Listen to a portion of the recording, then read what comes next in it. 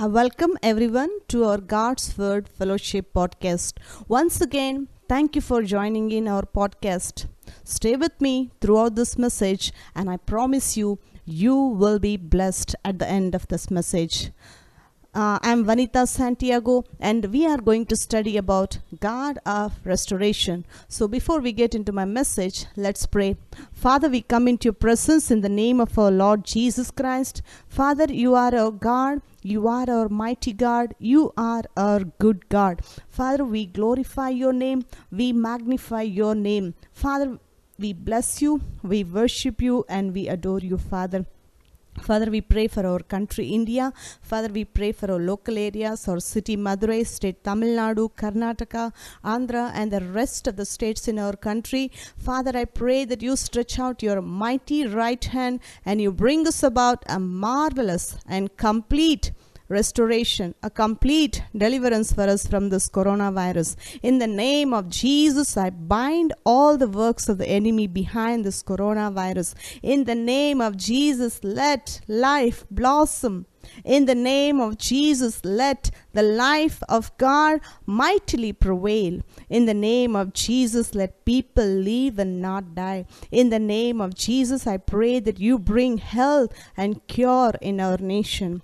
Father, we thank you for blessing our country, India. Thank you for healing our land. Father, I also pray that you strengthen the economy of our country. Father, I pray that you make our country prosperous, fruitful, and India will be blessed in every good thing, Father. Father, we thank you so much for blessing our country, India. Father, even as we are going to meditate on your word, Lord, I pray that you speak to us through your word. Father, I pray that you give us word in due season, what we need at this point of time in our life. Give us word that will build our life and strengthen our life and will direct our life into all the truth. We thank you so much for speaking to all of us through your word. In the name of my Lord Jesus Christ, I pray. Amen. All right, let's turn our text to Zechariah chapter 9, verse 11 to 12. As for thee also, by the blood of thy covenant, I have sent forth thy prisoners out of the pit wherein is no water.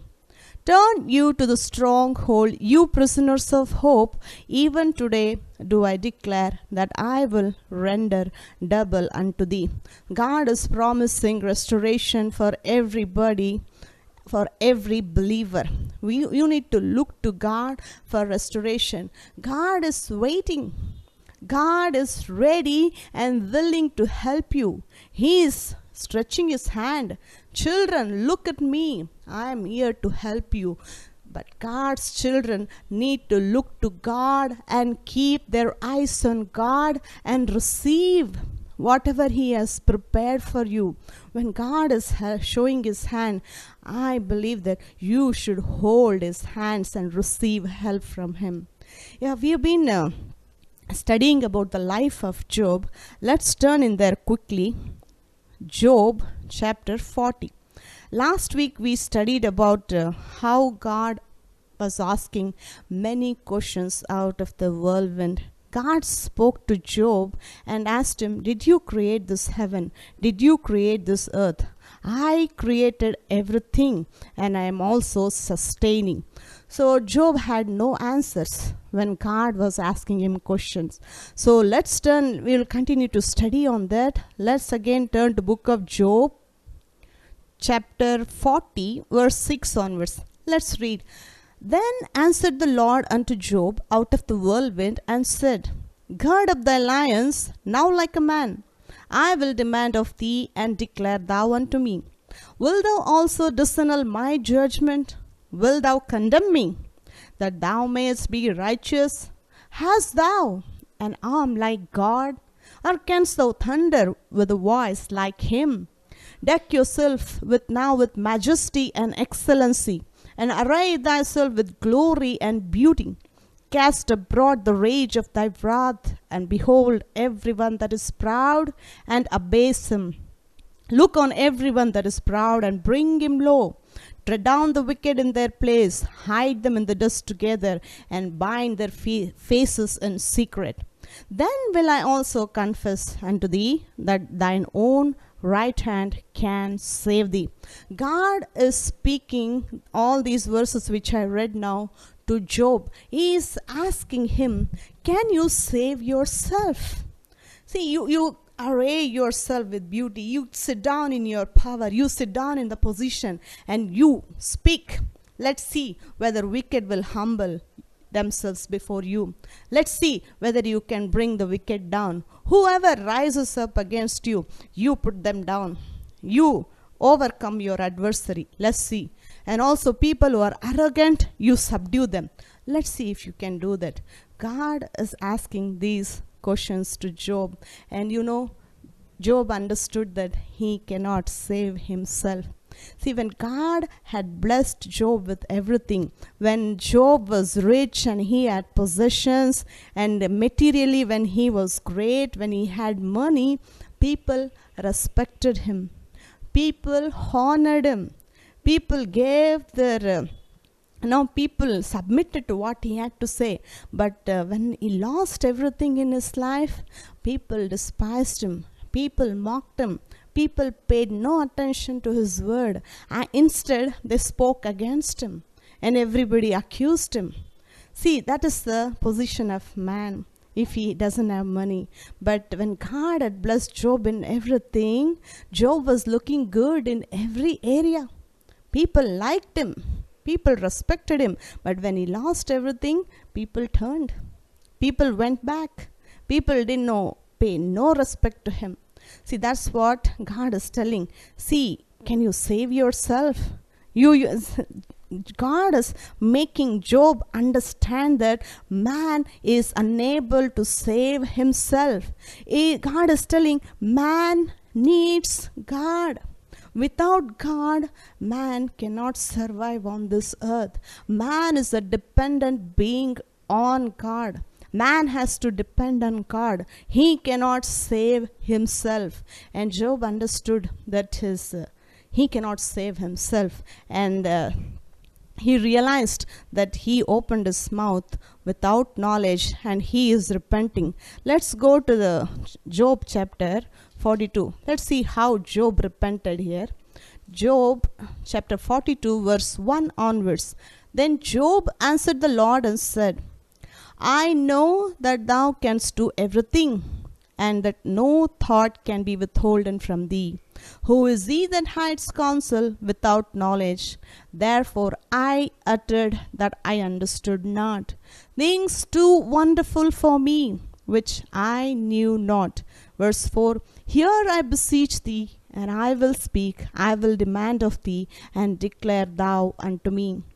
I have heard of thee by the hearing of the ear, but now my eye seeth thee.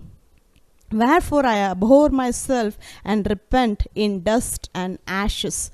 So Job is repenting. He is confessing before God, I made a mistake. I was wrong and your judgments are right. I misunderstood you. I opened my mouth without knowledge.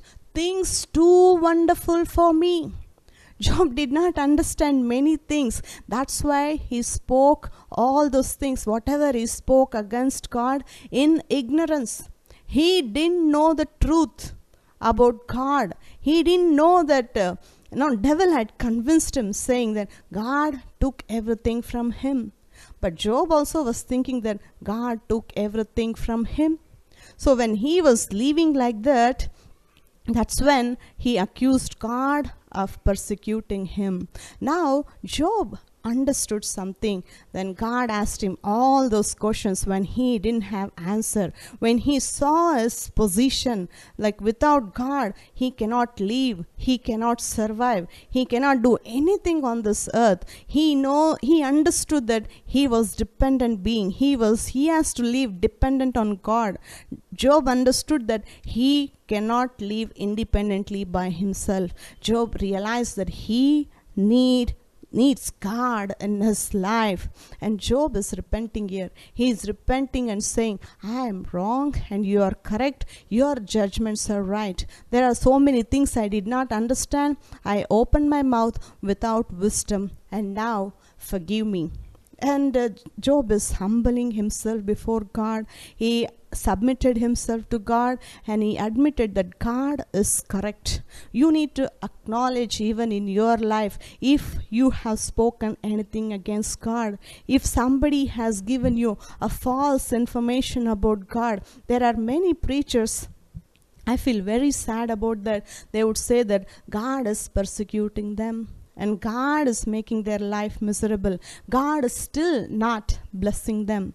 See, when people hear, when believers sit in the church and hear messages like this, they feel like, okay, God is keeping us in the state of poverty.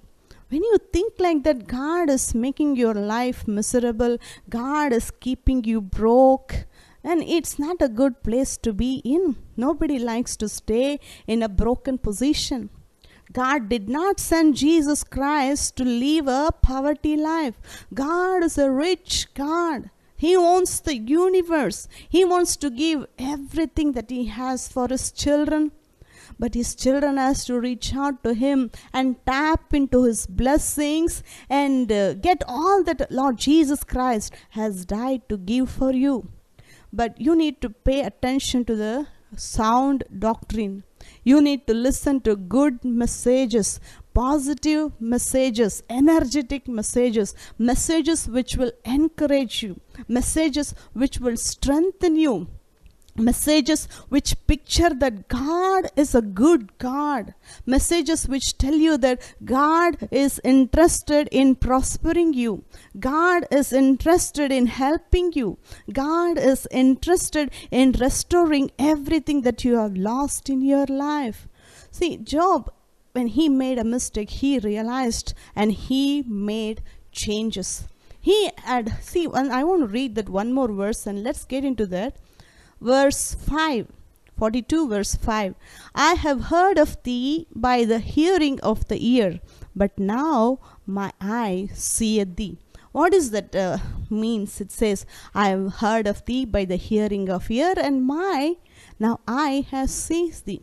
It's talking about the revelation. He knew about God before, that God was a good God. But when he lost everything, that he thought that God took away everything from him. Now, the second part of the verse where it reads, but now my eyes see thee. It's talking about the revelation.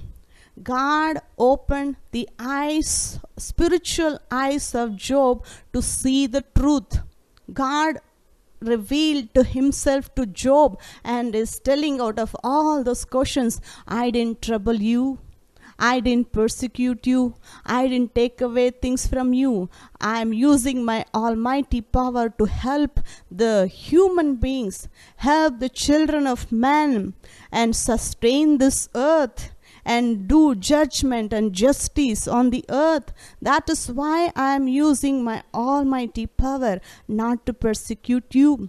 And Job understood here that he has seen with his spiritual eyes that God is a good God. God is not the God who is persecuting him. He realized and he got a revelation. See, we read in, let's turn to Psalm 62 verse 12. Here it reads, God has spoken once, twice I have heard this, that power belongs unto God. What is that? God has spoken once and twice have I heard of this. You need to hear the word of God twice.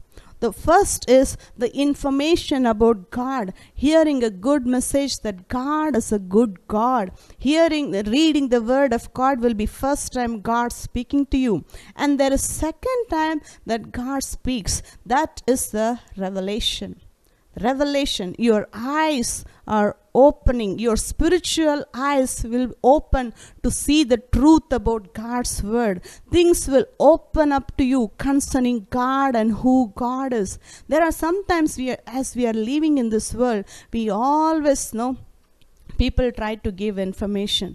We get information in the TV, we get information in the mass media, social media, newspaper, and again some people who wherever we go and we meet some people will keep feeding us with the information. Sometimes those information will be in line with God's word, and there are sometimes those information will be contradicting God's word. But when you have the revelation about God's word, you will choose wisely how to deal with that information. When see in the Garden of Eden, Eve was deceived. She knew that she should not eat the fruit of the garden, which God had forbidden not to eat. But when devil came and said, he gave some information. He is telling her, you can eat. If you eat, surely you will not die. That's what devil said. But she fell for that information. God also already told her that you should not eat this fruit. On the day you eat this fruit, you will surely die.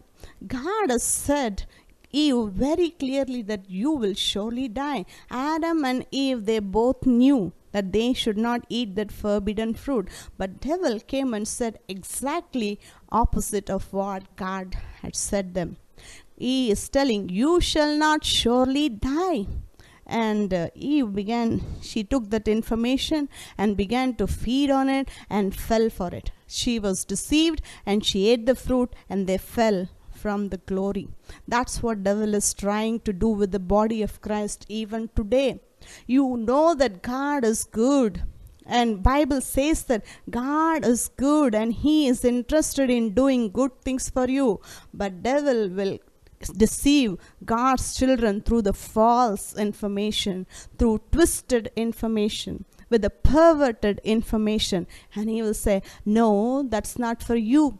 You think God is interested in your life? And no, I don't think he is interested in your life. That's the lies of the devil. See, when you fall for that information, you will not get revelation. Revelation knowledge is very, very important. It's utterly important for you to stand strong in the word of the Lord, for you to stay on the ground of God's word and continue to receive his blessings. See, the information plus revelation is very important. You need to know first the word of God. The knowledge of the word of God is extremely important. And after that, you need to have a revelation about the word of God. That's what Job is telling. I have heard with my eyes, now I have heard with my ears, now I am seeing with my eyes. You need to read the word of God and you need to have the revelation about the word of God. See, the information and the revelation, that's what next will reach you to the place of restoration. The revelation about the word of God will bring restoration in your life. You need to know that God will restore things to me, whatever I have lost in my life. The devil will try to convince you that things are not going to be restored back to you through people, through somebody else, with wrong information. But you need to stand strong in the word of God. My God has promised this for me. And whatever he has promised, he will perform in my life. God is a good God and is a true God. He speaks only the truth. He doesn't give you a false information. He is not giving you a false or fake promises. He means what he has promised in his word, and he will restore. See, when he received this revelation, look what God is doing for him. Let's read in Job chapter 42, verse 10. This is very important. This is where I want to close today. And the Lord turned the captivity of Job when he prayed for his friends. See, the Lord turned the captivity of Job. What was the captivity of Job? He was captive to devil. And he was offended at God. And he was offended at people. I mean, being offended at God and being offended at people will keep you in the place of captivity, will keep you as a captive. As long as you are offended at God or offended at any human beings, that's the place nobody should be. Being offended will not help anyone, especially yourself. You need to stay offense free. You need to have that God is good and he will help me, and I will also not accuse people because God will help me. When you stay in this state, that's when you're released from captivity. When Job received the revelation that God is good, he didn't take stuff away from me. That's when God is restoring things back to him. That's when he was being set free from captivity. Devil had been held him captive for almost a year. He turned Job against God through persecutions, through troubles which he brought in his life. But when Job received the revelation, when God did not do this for him, that's when God is restoring everything back to him. Even today, God's children, whatever you have lost in your life, you need to come out of that offense. Now stop blaming people. Stop blaming God for your situation. Nobody is responsible for what you are going through. You are the only one who is responsible what you are going through. Take responsibility for yourself and trust God and lean on his promises, because his promises are true. Trust, ask God for revelation. Lord, help me to see with my spiritual eyes. Help me to stand strong and firm in your word. Help me not to move to the left, not to move to the right. Help me to stand on the ground of God's word. When you are determined to stay like that, to stand strong in the Lord and in the power of his mind, God will bring things to you. God will set you free. You should know about the truth. Job got to know about the truth about God. That's when he was set free. The truth, getting to know the truth, will set you free.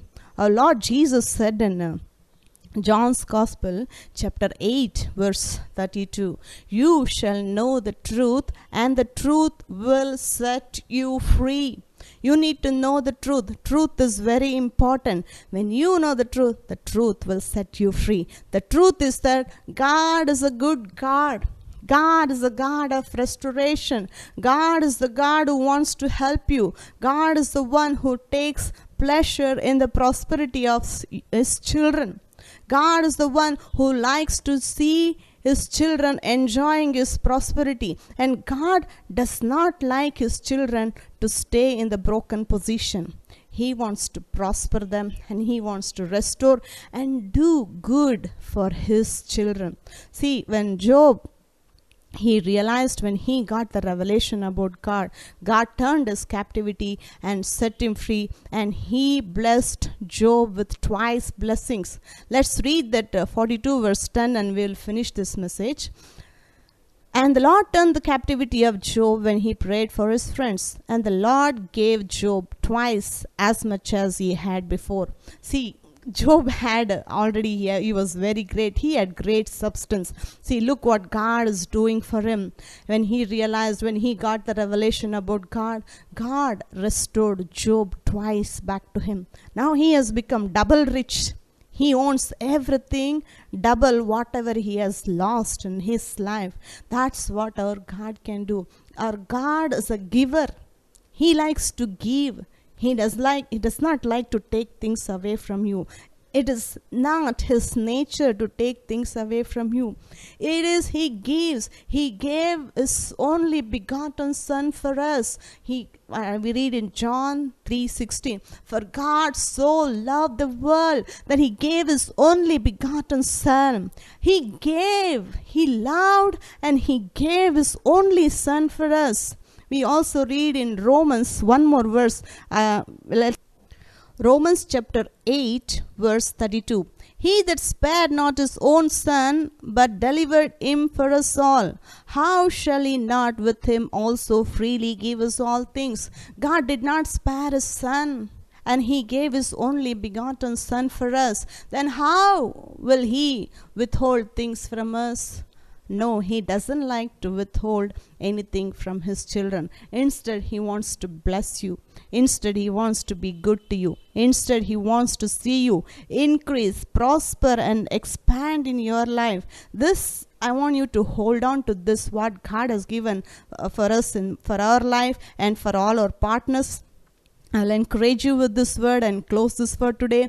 This is the year of expansion, multiplication, and progress. This is the promise that God has given for us this year. I want you to hold on to this and trust God for expansion, multiplication, and progress. And you will watch and you will see that God doing amazing things in your life.